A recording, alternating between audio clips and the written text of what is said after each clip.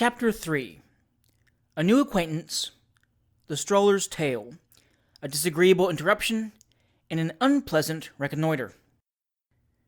Mr. Pickwick had felt some apprehensions in consequence of the unusual absence of his two friends, which their mysterious behavior during the whole morning had by no means tended to diminish.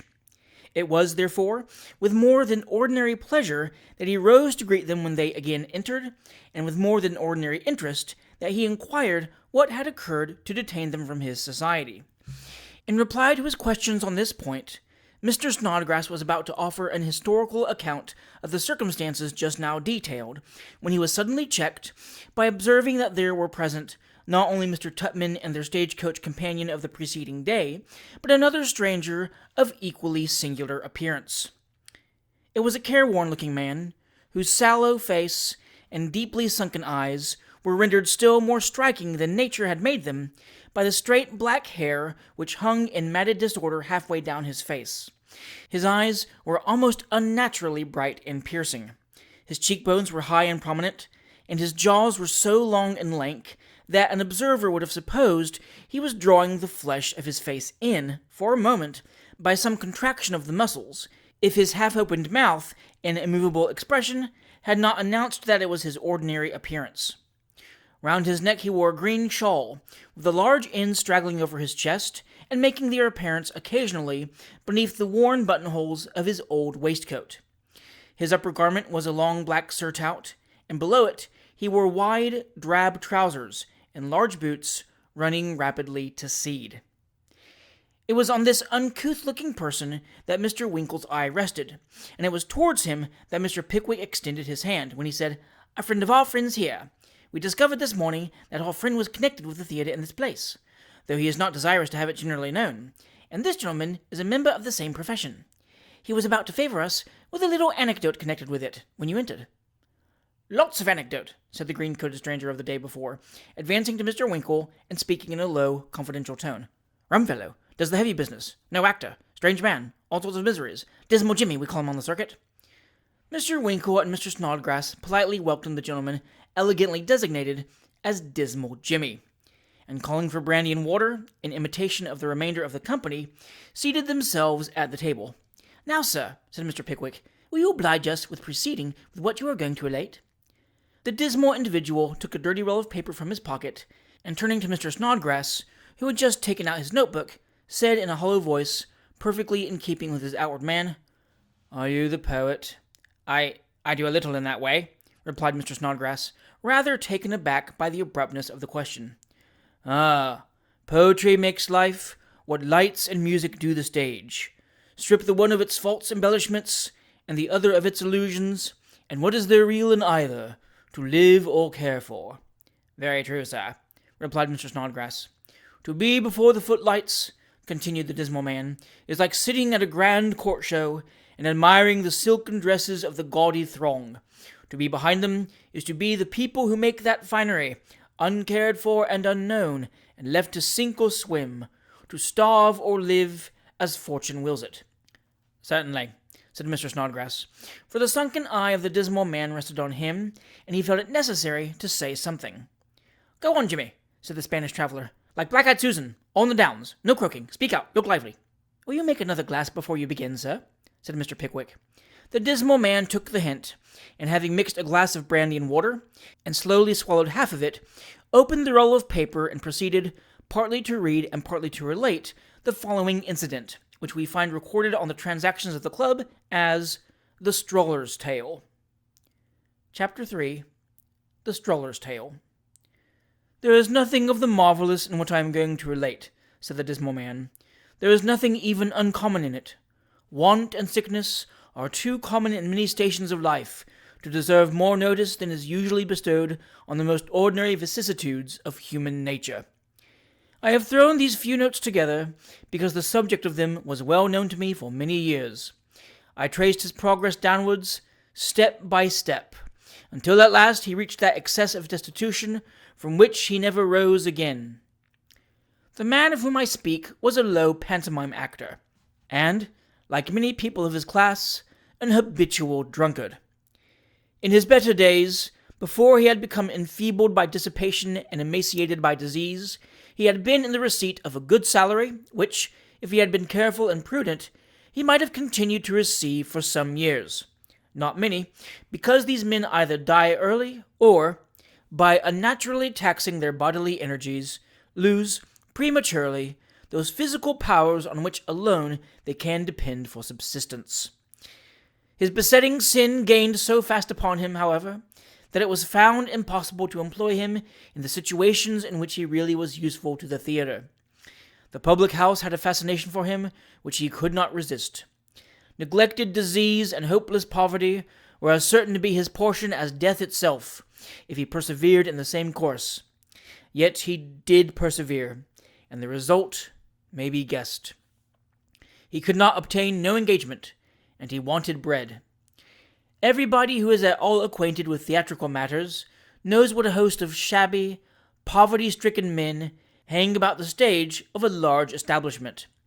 Not regularly engaged actors, but ballet people, procession men, tumblers, and so forth, who are taken on during the run of a pantomime or an Easter piece, and are then discharged until the production of some heavy spectacle occasions a new demand for their services. To this mode of life the man was compelled to resort, and taking the chair every night at some low theatrical house, at once put him in possession of a few more shillings weekly, and enabled him to gratify his old propensity. Even this resource shortly failed him. His irregularities were too great to admit of his earning the wretched pittance he might thus have procured, and he was actually reduced to a state bordering on starvation, only procuring a trifle occasionally by borrowing it of some old companion, or by obtaining an appearance at one or other of the commonest of the minor theatres, and when he did earn anything, it was spent in the old way. About this time, and when he had been existing for upwards of a year no one knew how, I had a short engagement at one of the theatres on the Surrey side of the water, and here I saw this man, whom I had lost sight of for some time, for I had been travelling in the provinces, and he had been skulking in the lanes and alleys of London. I was dressed to leave the house, and was crossing the stage on my way out, when he tapped me on the shoulder. Never shall I forget the repulsive sight that met my eye when I turned round. He was dressed for the pantomime, in all the absurdity of a clown's costume. The spectral figures in the dance of death, the most frightful shapes that the ablest painter ever portrayed on canvas, never presented an appearance half so ghastly. His bloated body and shrunken legs, their deformity enhanced 100-fold by the fantastic dress, the glassy eyes, contrasting fearfully with the thick white paint with which the face was besmeared, the grotesquely ornamented head, trembling with paralysis, and the long skinny hands rubbed with white chalk, all gave him a hideous and unnatural appearance, of which no description could convey an adequate idea, and which, to this day, I shudder to think of. His voice was hollow and tremulous, as he took me aside, and in broken words recounted a long catalogue of sickness and privations, terminating, as usual, with an urgent request for the loan of a trifling sum of money. I put a few shillings in his hand, and, as I turned away, I heard the roar of laughter which followed his first tumble onto the stage. A few nights afterwards, a boy put a dirty scrap of paper in my hand, on which were scrawled a few words in pencil, intimating that the man was dangerously ill, and begging me, after the performance, to see him at his lodgings in some street, I forget the name of it now, at no great distance from the theatre. I promised to comply as soon as I could get away, and, after the curtain fell, sallied forth on my melancholy errand. It was late, for I had been playing in the last piece, and, as it was a benefit night, the performances had been protracted to an unusual length. It was a dark, cold night, with a chill, damp wind, which blew the rain heavily against the windows and house fronts. Pools of water had collected in the narrow and little frequented streets, and as many of the thinly scattered oil lamps had been blown out by the violence of the wind, the walk was not only a comfortless, but a most uncertain one. I had fortunately taken the right course, however, and succeeded, after a little difficulty, in finding the house to which I had been directed, a coal shed with one story above it, in the back room of which lay the object of my search. A wretched-looking woman, the man's wife, met me on the stairs, and, telling me that he had just fallen into a kind of doze, led me softly in, and placed a chair for me at the bedside. The sick man was lying with his face turned towards the wall, and as he took no heed of my presence, I had leisure to observe the place in which I found myself. He was lying on an old bedstead, which turned up during the day. The tattered remains of a checked curtain were drawn round the bed's head to exclude the wind, which however made its way into the comfortless room through the numerous chinks in the door, and blew it to and fro every instant. There was a low cinder fire in a rusty, unfixed grate, and an old three-cornered stained table with some medicine bottles, a broken glass, and a few other domestic articles was drawn out before it. A little child was sleeping on a temporary bed which had been made for it on the floor, and the woman sat on a chair by its side. There were a couple of shelves, with a few plates and cups and saucers, and a pair of stage shoes and a couple of foils hung beneath them. With the exception of little heaps of rags and bundles which had been carelessly thrown into the corners of the room, these were the only things in the apartment. I had had time to note these little particulars, and to mark the heavy breathing and feverish startings of the sick man before he was aware of my presence. In his restless attempts to procure some easy resting place for his head, he tossed his hand out of the bed, and it fell on mine. He started up, and stared eagerly in my face. "Mr. Hutley, John," said his wife. "Mr. Hutley, that you sent for tonight, you know." "Ah," said the invalid, passing his hand across his forehead. Hutley, let me see." He seemed endeavoring to collect his thoughts for a few seconds, and then grasping me tightly by the wrist, said, Don't leave me, old fellow. She'll murder me, I know she will." "Has he been long so?" said I, addressing his weeping wife. "Since yesterday night," she replied. John, don't you know me?" "Don't let her come near me," said the man with a shudder, as she stooped over him. "Drive her away. I can't bear her near me." He stared wildly at her, with a look of deadly apprehension, and then whispered in my ear, "I beat her, Jim. I beat her yesterday, and many times before. I have starved her, and the boy too, and now I am weak and helpless, Jim. She'll murder me for it. I know she will. If you'd seen her cry as I have, you'd know it too. Keep her off." He relaxed his grip and sunk back exhausted on the pillow. I knew but too well what all this meant. If I could have entertained any doubt of it for an instant, one glance at the woman's pale face and wasted form would have sufficiently explained the real state of the case. "You had better stand aside," said I to the poor creature. "You can do him no good. Perhaps he will be calmer if he does not see you." She retired out of the man's sight. He opened his eyes after a few seconds, and looked anxiously round. "Is she gone?" he eagerly inquired. Yes, said I. "She shall not hurt you." "I'll tell you what, Jim," said the man in a low voice. "She does hurt me. There's something in her eyes wakes such a dreadful fear in my heart that it drives me mad. All last night, her large staring eyes and pale face were close to mine. Wherever I turned, they turned, and whenever I started up from my sleep, she was at the bedside looking at me." He drew me closer to him as he said in a deep, alarmed whisper, "Jim, she must be an evil spirit. A devil! Hush! I know she is. If she had been a woman, she would have died long ago. No woman could have borne what she has." I sickened at the thought of the long course of cruelty and neglect which must have occurred to produce such an impression on such a man. I could say nothing in reply, for who could offer hope or consolation to the abject being before me? I sat there upwards of 2 hours, during which time he tossed about, murmuring exclamations of pain or impatience, restlessly throwing his arms here and there, and turning constantly from side to side. At length he fell into that state of partial unconsciousness in which the mind wanders uneasily from scene to scene, and from place to place, without the control of reason, but still without being able to divest itself of an indescribable sense of present suffering. Finding from his incoherent wanderings that this was the case, and knowing that in all probability the fever would not grow immediately worse, I left him, promising his miserable wife that I would repeat my visit next evening, and, if necessary, sit up with the patient during the night. I kept my promise. The last 24 hours had produced a frightful alteration.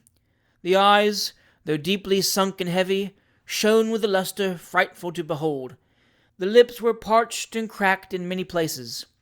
The dry, hard skin glowed with a burning heat, and there was an almost unearthly air of wild anxiety in the man's face, indicating even more strongly the ravages of the disease. The fever was at its height. I took the seat I had occupied the night before, and there I sat for hours, listening to sounds which must strike deep to the heart of the most callous among human beings, the awful ravings of a dying man.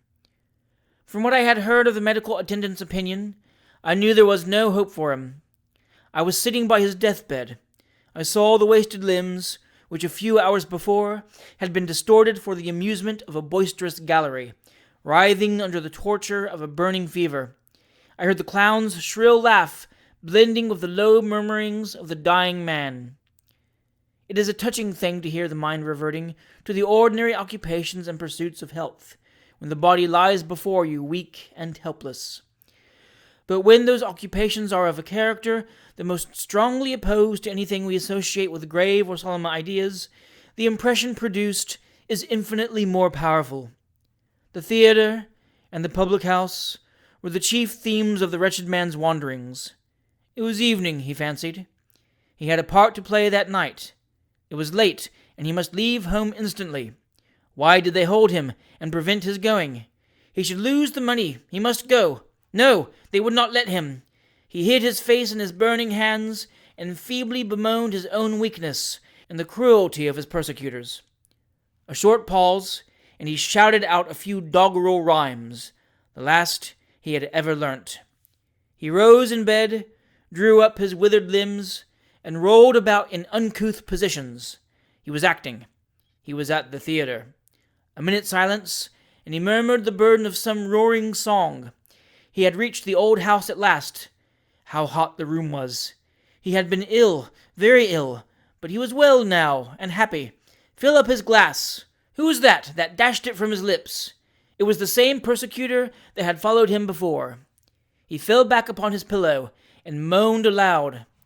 A short period of oblivion, and he was wandering through a tedious maze of low arched rooms, so low sometimes that he must creep upon his hands and knees to make his way along.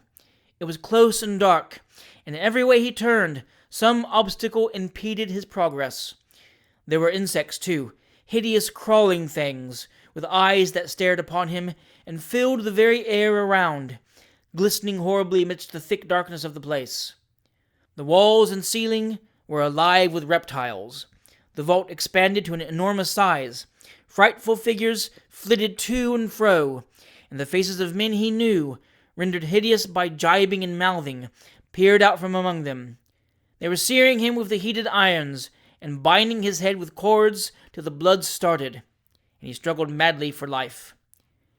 At the close of one of these paroxysms, when I had with great difficulty held him down in his bed, he sank into what appeared to be a slumber. Overpowered with watching and exertion, I had closed my eyes for a few minutes, when I felt a violent clutch on my shoulder. I awoke instantly. He had raised himself up, so as to seat himself in bed. A dreadful change had come over his face, but consciousness had returned, for he evidently knew me. The child, who had been long since disturbed by his ravings, rose from its little bed and ran towards its father, screaming with fright. The mother hastily caught it up in her arms, lest he should injure it in the violence of his insanity, but, terrified by the alteration of his features, stood transfixed by the bedside. He grasped my shoulder convulsively, and, striking his breast with the other hand, made a desperate attempt to articulate. It was unavailing. He extended his arm towards them, and made another violent effort. There was a rattling noise in the throat, a glare of the eye, a short stifled groan, and he fell back, dead. It would afford us the highest gratification to be enabled to record Mr. Pickwick's opinion of the foregoing anecdote. We have little doubt that we should have been enabled to present it to our readers, but for a most unfortunate occurrence. Mr. Pickwick had replaced on the table the glass which, during the last few sentences of the tale, he had retained in his hand, and had just made up his mind to speak. Indeed, we have the authority of Mr. Snodgrass's notebook for stating that he had actually opened his mouth, when the waiter entered the room and said, "Some gentlemen, sir." It has been conjectured that Mr. Pickwick was on the point of delivering some remarks which would have enlightened the world, if not the Thames, when he was thus interrupted. For he gazed sternly on the waiter's countenance, and then looked round on the company generally, as if seeking for information relative to the newcomers. "Oh," said Mr. Winkle, rising, "some friends of mine. Show them in. Very pleasant fellows," added Mr. Winkle, after the waiter had retired. "Officers of the 97th, whose acquaintance I made rather oddly this morning. You will like them very much." Mr. Pickwick's equanimity was at once restored. The waiter returned, and ushered 3 gentlemen into the room. "Lieutenant Tappleton," said Mr. Winkle. "Lieutenant Tappleton, Mr. Pickwick. Dr. Payne, Mr. Pickwick. Mr. Snodgrass you have seen before. My friend Mr. Tupman, Dr. Payne. Dr. Stammer, Mr. Pickwick. Mr. Tupman, Dr. Stam—" Here Mr. Winkle suddenly paused, for strong emotion was visible on the countenance both of Mr. Tupman and the doctor. "I have met this gentleman before," said the doctor, with marked emphasis. "Indeed?" said Mr. Winkle. And that person, too, if I am not mistaken," said the doctor, bestowing a scrutinizing glance on the green-coated stranger. "I think I gave that person a very pressing invitation last night, which he thought proper to decline," saying which, the doctor scowled magnanimously on the stranger, and whispered his friend Lieutenant Tappleton. "You don't say so," said that gentleman, at the conclusion of the whisper. "I do indeed," replied Dr. Slammer. "You are bound to kick him on the spot," murmured the owner of the camp stool, with great importance. "Do be quiet, Payne," interposed the lieutenant. "Will you allow me to ask you, sir," he said, addressing Mr. Pickwick, who was considerably mystified by this very unpolite byplay. "Will you allow me to ask you, sir, whether that person belongs to your party?" "No, sir," replied Mr. Pickwick. "He is a guest of ours." "He is a member of your club, or I am mistaken," said the lieutenant, inquiringly. "Certainly not," said Mr. Pickwick. "And never wears your club button?" said the lieutenant. "No, never," replied the astonished Mr. Pickwick. Lieutenant Tappleton turned round to his friend Dr. Slammer, with a scarcely perceptible shrug of the shoulder, as if implying some doubt of the accuracy of his recollection. The little doctor looked wrathful, but confounded, and Mr. Payne gazed with a ferocious aspect on the beaming countenance of the unconscious Pickwick. "Sir," said the doctor, suddenly addressing Mr. Tupman, in a tone which made that gentleman start as perceptibly as if a pin had been cunningly inserted in the calf of his leg. "You were at the ball here last night?" Mr. Tupman gasped a faint affirmative, looking very hard at Mr. Pickwick all the while. "That person was your companion," said the doctor, pointing to the still unmoved stranger. Mr. Tupman admitted the fact. "Now, sir," said the doctor to the stranger, "I ask you once again, in the presence of these gentlemen, whether you choose to give me your card and to receive the treatment of a gentleman, or whether you impose upon me the necessity of personally chastising you on the spot." "Stay, sir," said Mr. Pickwick. "I really cannot allow this matter to go any further without some explanation. Tupman, recount the circumstances." Mr. Tupman, thus solemnly adjured, stated the case in a few words, touched slightly on the borrowing of the coat, expatiated largely on its having been done after dinner, wound up with a little penitence on his own account, and left the stranger to clear himself as best he could. He was apparently about to proceed to do so, when Lieutenant Tappleton, who had been eyeing him with great curiosity, said with considerable scorn, "Haven't I seen you at the theatre, sir?" "Certainly," replied the unabashed stranger. "He is a strolling actor," said the lieutenant contemptuously, turning to Dr. Slammer. "He acts in the piece that the officers of the 52nd get up at the Rochester Theatre tomorrow night. You cannot proceed in this affair, Slammer. Impossible." "Quite," said the dignified Payne. "Sorry to have placed you in this disagreeable situation," said Lieutenant Tappleton, addressing Mr. Pickwick. "Allow me to suggest that the best way of avoiding a recurrence of such scenes in the future will be to be more select in the choice of your companions. Good evening, sir." And the lieutenant bounced out of the room. "And allow me to say, sir," said the irascible Dr. Payne, "that if I had been Tappleton, or if I had been Slammer, I would have pulled your nose, sir, and the nose of every man in this company. I would, sir, every man. Payne is my name, sir. Dr. Payne of the 43rd. Good evening, sir. Having concluded this speech, and uttered the last 3 words in a loud key, he stalked majestically after his friend, closely followed by Dr. Slammer, who said nothing, but contented himself by withering the company with a look. Rising rage and extreme bewilderment had swelled the noble breast of Mr. Pickwick, almost to the bursting of his waistcoat, during the delivery of the above defiance. He stood transfixed to the spot, gazing on vacancy. The closing of the door recalled him to himself. He rushed forward with fury in his looks and fire in his eye. His hand was upon the lock of the door. In another instant, it would have been on the throat of Dr. Payne of the 43rd, had not Mr. Snodgrass seized his revered leader by the coat tail and dragged him backwards. "Restrain him," cried Mr. Snodgrass. "Winkle, Tupman, he must not peril his distinguished life in such a cause as this." "Let me go," said Mr. Pickwick. "Hold him tight," shouted Mr. Snodgrass, and by the united efforts of the whole company, Mr. Pickwick was forced into an armchair. "Leave him alone," said the green-coated stranger. "Brandy and water. Jolly old gentleman. Lots of pluck. Swallow this. Ah, capital stuff." Having previously tested the virtues of a bumper, which had been mixed by the Dismal man, the stranger applied the glass to Mr. Pickwick's mouth, and the remainder of its contents rapidly disappeared. There was a short pause. The brandy and water had done its work. The amiable countenance of Mr. Pickwick was fast recovering its customary expression. "They are not worth your notice," said the Dismal man. "You are right, sir," replied Mr. Pickwick. "They are not. I am ashamed to have been betrayed into this warmth of feeling. Draw your chair up to the table, sir." The Dismal man readily complied. A circle was again formed round the table, and harmony once more prevailed. Some lingering irritability appeared to find a resting place in Mr. Winkle's bosom, occasioned possibly by the temporary abstraction of his coat, though it is scarcely reasonable to suppose that so slight a circumstance can have excited even a passing feeling of anger in a Pickwickian breast. With this exception, their good humor was completely restored, and the evening concluded with the conviviality with which it had begun. Chapter 4. A field day in a bivouac, more new friends, and an invitation to the country. Many authors entertain not only a foolish, but a really dishonest objection to acknowledge the sources from whence they derive much valuable information. We have no such feeling. We are merely endeavoring to discharge in an upright manner the responsible duties of our editorial functions, and whatever ambition we might have felt under other circumstances, to lay claim to the authorship of these adventures, a regard for truth forbids us to do more than claim the merit of their judicious arrangement and impartial narration. The Pickwick Papers are our New River head, and we may be compared to the New River Company.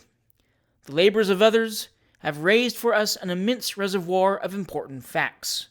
We merely lay on them and communicate them in a clear and gentle stream through the medium of these numbers to a world thirsting for Pickwickian knowledge.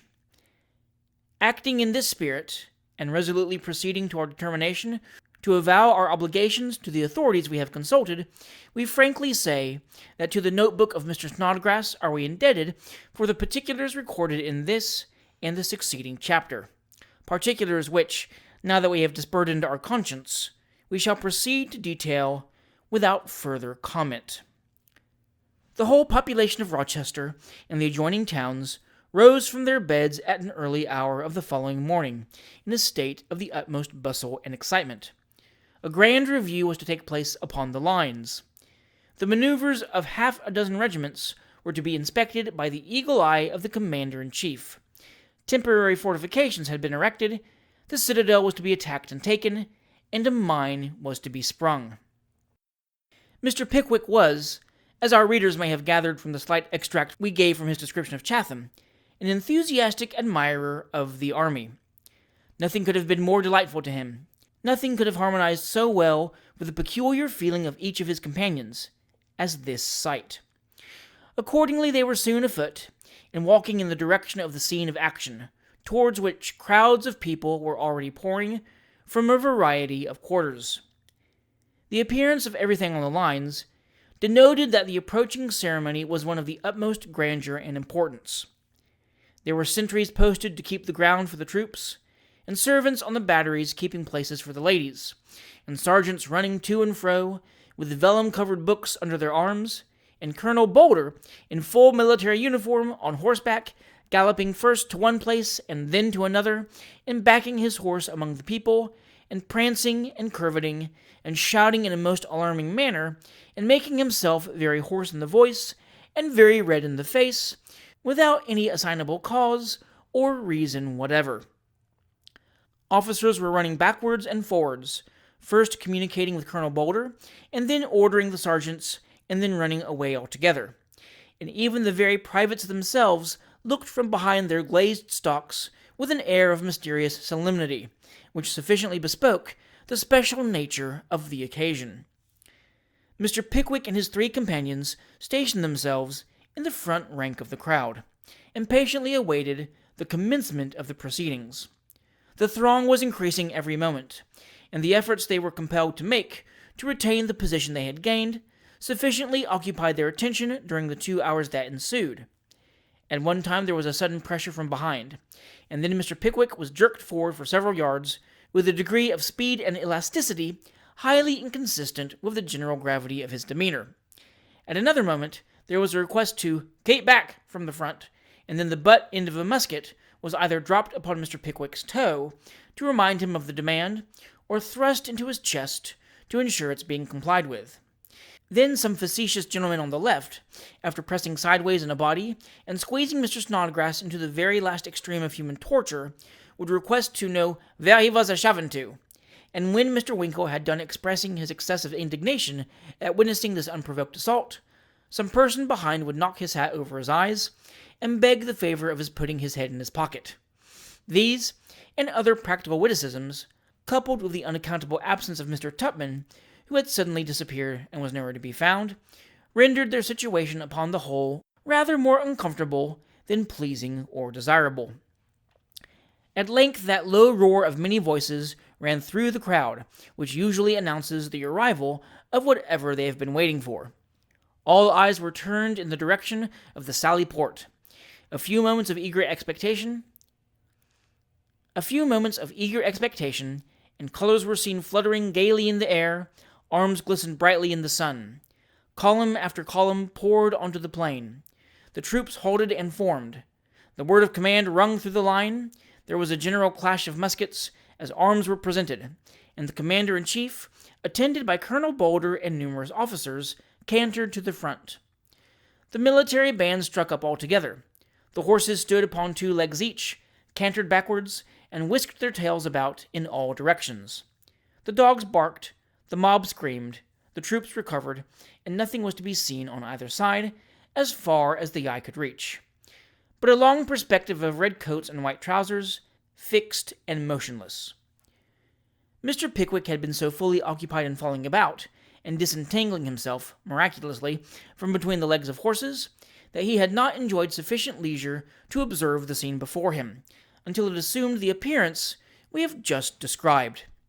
When he was at last enabled to stand firmly on his legs, his gratification and delight were unbounded. "Can anything be finer or more delightful?" he inquired of Mr. Winkle. "Nothing," replied that gentleman, who had had a short man standing on each of his feet for the quarter of an hour immediately preceding. "It is indeed a noble and brilliant sight," said Mr. Snodgrass, in whose bosom a blaze of poetry was rapidly bursting forth, "to see the gallant defenders of their country drawn up in brilliant array before its peaceful citizens, their faces beaming, not with warlike ferocity, but with civilized gentleness, their eyes flashing, not with the rude fire of rapine or revenge, but with the soft light of humanity and intelligence." Mr. Pickwick fully entered into the spirit of this eulogium, but he could not exactly re-echo its terms, for the soft light of intelligence burnt rather feebly in the eyes of the warriors, inasmuch as the command "eyes front" had been given, and all the spectators saw before him was several thousand pair of optics staring straight forward, wholly divested of any expression whatever. "We are in a capital situation now," said Mr. Pickwick, looking around him. The crowd had gradually dispersed from their immediate vicinity, and they were nearly alone. "Capital," echoed both Mr. Snodgrass and Mr. Winkle. "What are they doing now?" inquired Mr. Pickwick, adjusting his spectacles. I rather think," said Mr. Winkle, changing color, "I rather think they're going to fire." "Nonsense," said Mr. Pickwick hastily. I really think they are," urged Mr. Snodgrass, somewhat alarmed. "Impossible," replied Mr. Pickwick.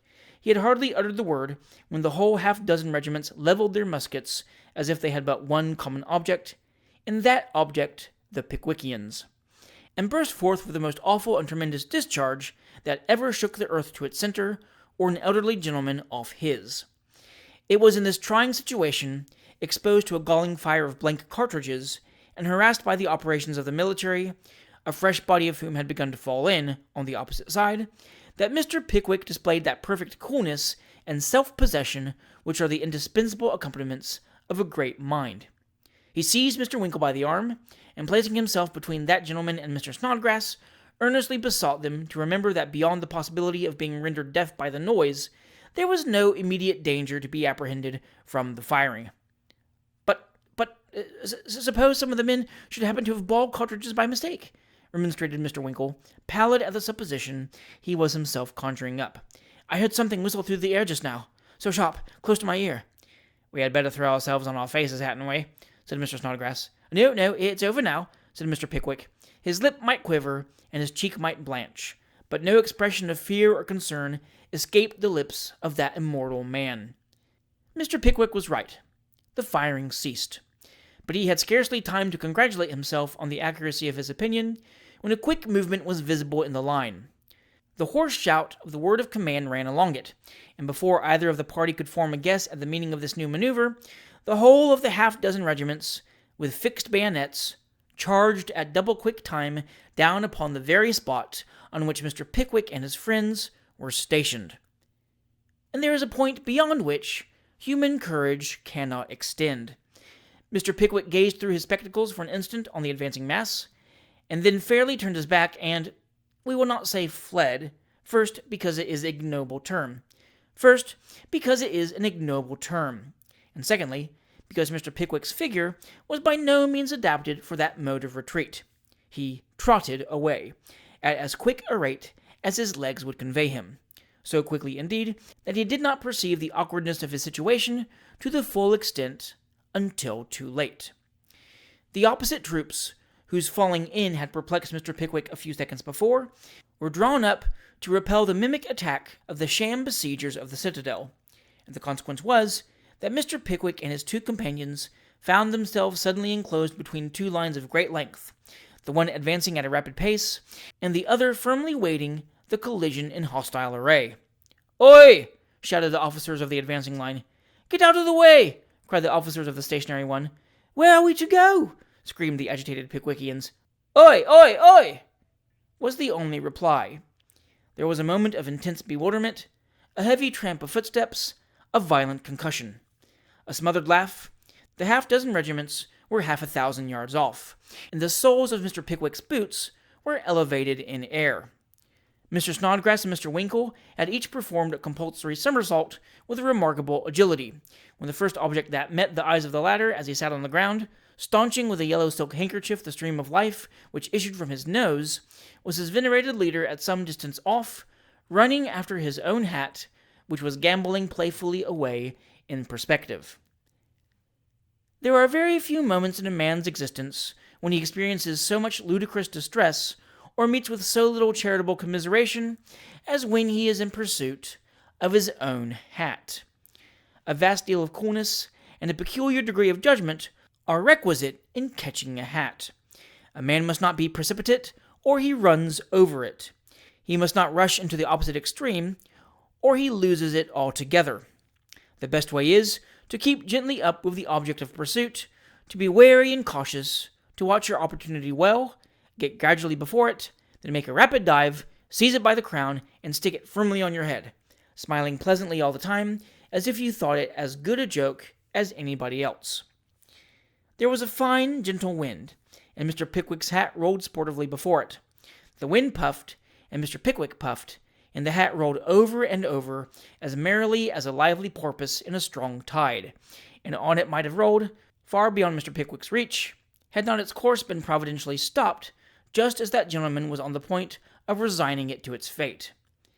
Mr. Pickwick, we say, was completely exhausted and about to give up the chase, when the hat was blown with some violence against the wheel of a carriage, which was drawing up in a line with half a dozen other vehicles, on the spot to which his steps had been directed.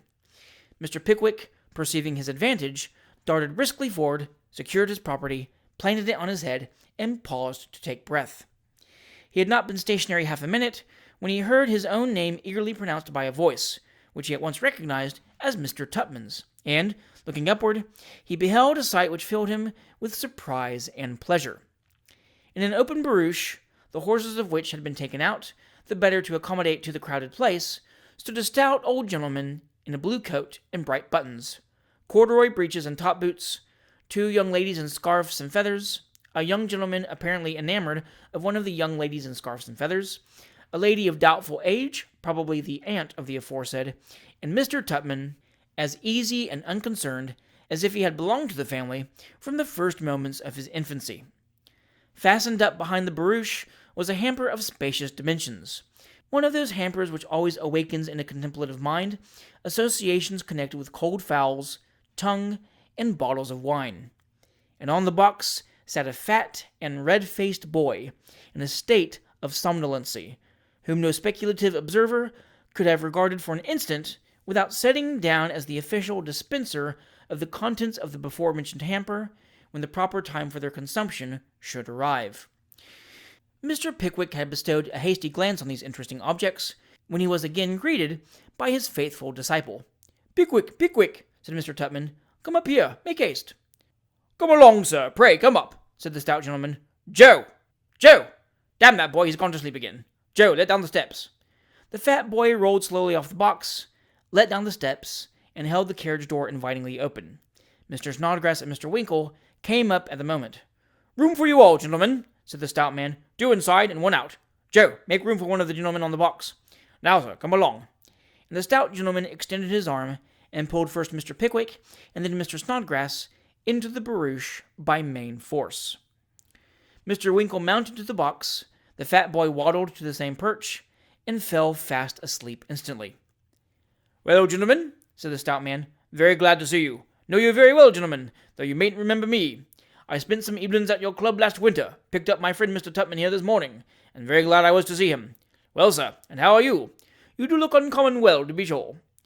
Mr. Pickwick acknowledged the compliment and cordially shook hands with the stout gentleman in the top boots. "Well, and how are you, sir?" said the stout gentleman, addressing Mr. Snodgrass with paternal anxiety. "Charming, eh? Well, that's right. And how are you, sir?" to Mr. Winkle. "Well, I am glad to hear you say you are well. Very glad I am, to be sure. My daughters, gentlemen. My gals, these are. And that's my sister, Miss Rachel Wardle. She's a miss, she is. And yet she ain't a miss. Eh, sir? Eh?" And the stout gentleman playfully inserted his elbow between the ribs of Mr. Pickwick and laughed very heartily. "Lor, brother," said Miss Wardle, with a deprecating smile. True, said the stout gentleman. "No one can deny it. Gentlemen, I beg your pardon. This is my friend, Mr. Trundle.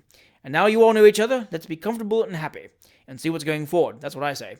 So the stout gentleman put on his spectacles, and Mr. Pickwick pulled out his glass, and everybody stood up in the carriage, and looked over somebody else's shoulder at the evolutions of the military. Astounding evolutions they were, one rank firing over the heads of another rank, and then running away, and then the other rank firing over the heads of another rank, and running away in their turn, and then forming squares, with officers in the center, and then descending the trench on one side with scaling ladders, and ascending it on the other again by the same means, and knocking down barricades of baskets, and behaving in the most gallant manner possible. Then there was such a ramming down of the contents of enormous guns on the battery, with instruments like magnified mops, such a preparation before they were let off, and such an awful noise when they did go, that the air resounded with screams of ladies. The young Miss Wardles were so frighted that Mr. Trundle was actually obliged to hold one of them up in the carriage, while Mr. Snodgrass supported the other, and Mr. Wardle's sister suffered under such a dreadful state of nervous alarm that Mr. Tupman found it indispensably necessary to put his arm round her waist to keep her up at all. Everybody was excited, except the fat boy, and he slept as soundly as if the roaring of cannon were his ordinary lullaby. "Joe, Joe!" said the stout gentleman, when the citadel was taken, and the besiegers and besieged sat down to dinner. "Damn that boy, he's gone to sleep again. Be good enough to pinch him, sir, in the leg if you please. Nothing else wakes him. Thank you. Undo the hamper, Joe." The fat boy, who had been effectually roused by the compression of a portion of his leg between the finger and thumb of Mr. Winkle, rolled off the box once again, and proceeded to unpack the hamper with more expedition than could have been expected from his previous inactivity. "Now, we must sit close," said the stout gentleman. After a great many jokes about squeezing the ladies' sleeves, and a vast quantity of blushing at sundry jocose proposals that the ladies would sit in the gentlemen's laps, the whole party were stowed down in the barouche, and the stout gentleman proceeded to hand the things from the fat boy, who had mounted up behind for the purpose, into the carriage. "Now, Joe, knives and forks." The knives and forks were handed in, and the ladies and gentlemen inside, and Mr. Winkle on the box, were each furnished with those useful implements. "Plates, Joe, plates." A similar process employed in the distribution of the crockery. "Now, Joe, the fowls." "Damn that boy, he's gone to sleep again. Joe, Joe!" Sundry taps on the head with a stick, and the fat boy, with some difficulty, roused from his lethargy. "Come, hand in the eatables." There was something in the sound of the last word which roused the unctuous boy. He jumped up, and the leaden eyes, which twinkled behind the mountainous cheeks, leered horribly upon the food as he unpacked it from the basket. "Now, make haste," said Mr. Wardle, for the fat boy was hanging fondly over a capon, which he seemed wholly unable to part with. The boy sighed deeply, and, bestowing an ardent gaze upon its plumpness, unwillingly consigned it to his master. "That's right, look sharp. Now the tongue. Now the pigeon pie. Take care of that veal and ham. Mind the lobsters. Take the salad out of the cloth. Give me the dressing." Such were the hurried orders which issued from the lips of Mr. Wardle, as he handed in the different articles described, and placed dishes in everybody's hands, and on everybody's knees, in endless number. "Now, ain't this capital?" inquired that jolly personage, when the work of destruction had commenced. "A capital," said Mr. Winkle, who was carving a fowl on the box. "Glass of wine?" "With the greatest pleasure." "You'd better have a bottle to yourself up there, hadn't you?" "Oh, you're very good." "Joe!" "Yes, sir." He wasn't asleep this time, having just succeeded in abstracting a veal patty. "Bottle of wine to the gentleman on the box. Glad to see you, sir." "Thank you." Mr. Winkle emptied his glass, and placed the bottle on the coach box by his side. "Will you permit me to have the pleasure, sir?" said Mr. Trundle to Mr. Winkle. "With great pleasure," replied Mr. Winkle to Mr. Trundle, and then the two gentlemen took wine, after which they took a glass of wine round, ladies and all. "How dear Emily is flirting with the strange gentleman," whispered the spinster aunt, with true spinster aunt-like envy, to her brother Mr. Wardle. "Oh, I don't know," said the jolly old gentleman. "All very natural, I dare say. Nothing unusual. Mr. Pickwick, some wine, sir?" Mr. Pickwick, who had been deeply investigating the interior of the pigeon pie, readily assented. "Emily, my dear," said the spinster aunt, with a patronizing air, "don't talk so loud, love." "Law, aunt!" "Aunt and the little old gentleman want to have it all to themselves, I think," whispered Miss Isabella Wardle to her sister Emily. The young ladies laughed very heartily, and the old one tried to look amiable, but couldn't manage it. "Young girls have such spirits," said Mr. Wardle to Mr. Tupman, with an air of gentle commiseration, as if animal spirits were contraband, and their possession without a permit a high crime and misdemeanor. "Oh, have they?" replied Mr. Tupman, not exactly making the sort of reply that was expected from him. "It's quite delightful." "Him," said Miss Wardle, rather dubiously. "Will you permit me?" said Mr. Tupman, in his blandest manner, touching the enchanting Rachel's wrist with one hand, and gently elevating the bottle with the other. "Will you permit me?" "Oh, sir!" Mr. Tupman looked most impressive, and Rachel expressed her fear that more guns were going off, in which case, of course, she would have required support again. "Do you think my dear niece is pretty?" whispered their affectionate aunt to Mr. Tupman. "I should, if their aunt wasn't here," replied the ready Pickwickian, with a passionate glance. "Oh, you naughty man! But really, if their complexions were a little better, don't you think they would be nice-looking girls, by candlelight?" "Yes, I think they would," said Mr. Tupman, with an air of indifference. "Oh, you quiz! I know what you were going to say." "What?" inquired Mr. Tupman, who had not precisely made up his mind to say anything at all. "You were going to say that Isabella Stoops. I know you were. You men are such observers. Well, so she does. It can't be denied, and certainly, if there is one thing more than another that makes a girl look ugly, it is stooping. I often tell her, when she gets a little older, she'll be quite frightful. Well, you are a quiz. Mr. Tupman had no objection to earning the reputation at so cheap a rate, so he looked very knowing and smiled mysteriously. What a sarcastic smile, said the admiring Rachel. I declare I'm quite afraid of you. Afraid of me? Oh, you can't disguise anything from me. I know what that smile means very well. What? Said Mr. Tupman, who had not the slightest notion himself. You mean, said the amiable aunt, singing her voice still lower, you mean that you don't think Isabella's stooping is as bad as Emily's boldness? Well, she is bold. You cannot think how wretched it makes me sometimes. I'm sure I cry about it for hours together. My dear brother is so good and so unsuspicious that he never sees it. If he did, I'm quite certain it would break his heart. I wish I could think it was only manner. I hope it may be. Here the affectionate relative heaved a deep sigh and shook her head despondingly. I'm sure Aunt's talking about us, whispered Miss Emily Wardle to her sister. I'm quite certain of it. She looks so malicious. Is she? Replied Isabella. Aunt, dear. Yes, my dear love. I'm so afraid you'll catch cold, Aunt. Have a silk handkerchief to tie round your dear old head. You really should take care of yourself. Consider your age. However well-deserved this piece of retaliation might have been, it was as vindictive a one as could well have been resorted to. There is no guessing in what form of reply the aunt's indignation would have vented itself, had not Mr. Wardle unconsciously changed the subject by calling emphatically for Joe. Damn that boy, said the old gentleman. He's gone to sleep again. Very extraordinary boy, that, said Mr. Pickwick. Does he always sleep in this way? Sleep, said the old gentleman. He's always asleep. Goes on errands fast asleep, and snores as he waits at table. How very odd, said Mr. Pickwick. Ah, odd indeed, returned the old gentleman. I'm proud of that boy. Wouldn't part with him on any account. Damn me, he's a natural curiosity. Here, Joe, take these things away, and open another bottle, do you hear?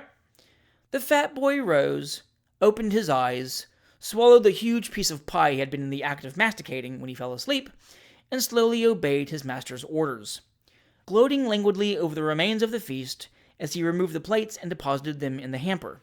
The fresh bottle was produced and speedily emptied. The hamper was made fast in its old place. The fat boy once more mounted to the box.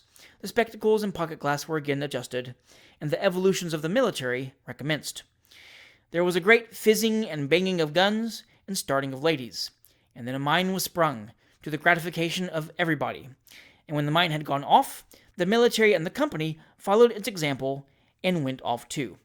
Now mind, said the old gentleman, as he shook hands with Mr. Pickwick at the conclusion of a conversation which had been carried on at intervals during the conclusion of the proceedings. We shall see you all tomorrow. Most certainly, replied Mr. Pickwick. You've got the address. Manor Farm, Dingley Dell, said Mr. Pickwick, consulting his pocketbook. That's it, said the old gentleman. I don't let you off, mind, under a week, and undertake that you shall see everything worth seeing. If you've come down for a country life, come to me, and I'll give you plenty of it. Joe, damn that boy, he's gone to sleep again. Joe, help Tom put in the horses. The horses were put in, the driver mounted, the fat boy clambered up by his side, farewells were exchanged, and the carriage rattled off. As the Pickwickians turned round to take a last glimpse of it, the setting sun cast a rich glow on the faces of their entertainers, and fell upon the form of the fat boy. His head was sunk upon his bosom, and he slumbered again.